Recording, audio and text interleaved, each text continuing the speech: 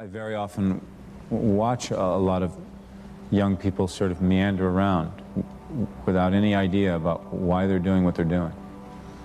I mean, to want and to be ambitious and to want to be successful is not enough.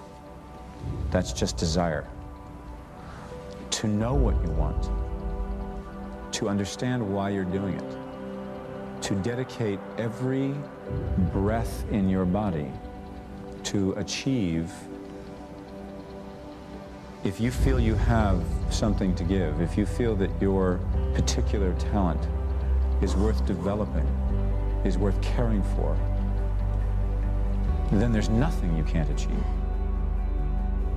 Do something you're very passionate about.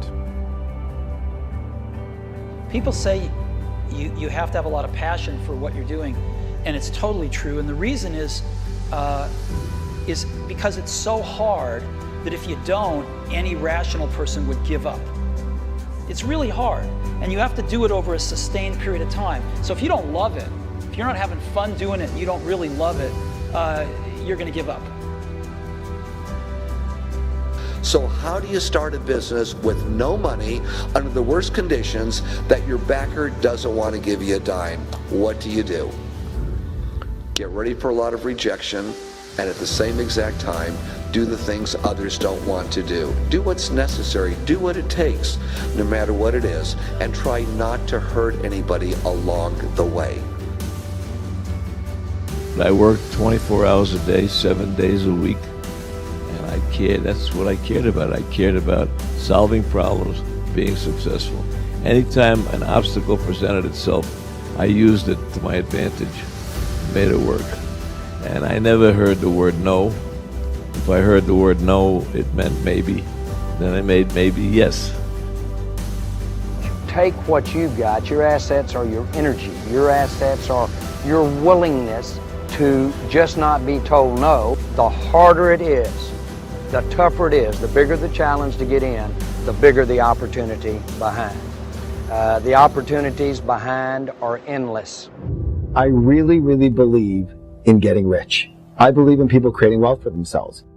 Develop the habits. You've got the brain power, you've got the energy, but develop the habits of success.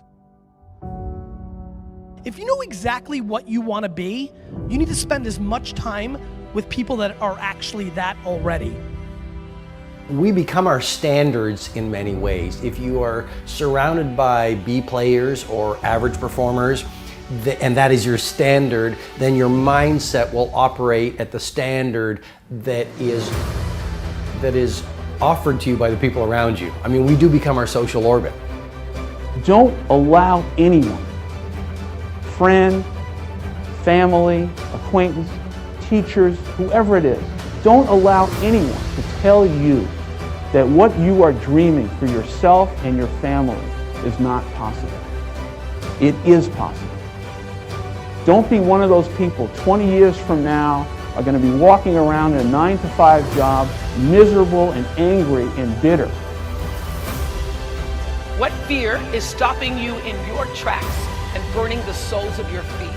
What is conquering that fear, whatever it is, that keeps you from being what the Creator intended for you? What if you could unleash everything great in your life? Would you do it? Would you say yes to that?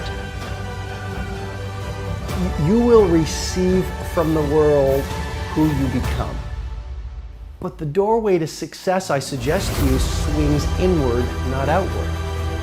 And the best way to have a game-changing life, and the best way to have a world-class lifestyle, and the best way to change the world is to change yourself.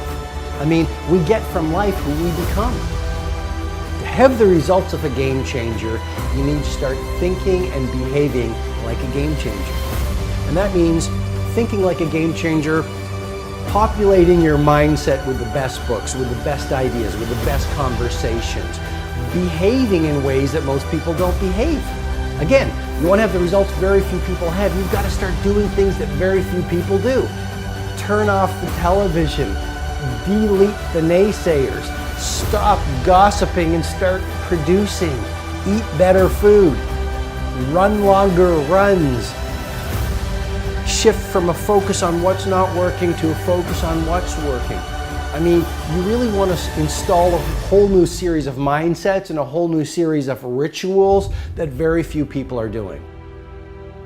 In the end, luck plays a very important part in how successful you are, but the harder you work and the longer you work, the luckier you're going to be. I've always thought that each person invented himself for whatever reasons, through whatever circumstance, through whatever he has gone through, that we are each a figment of our own imagination.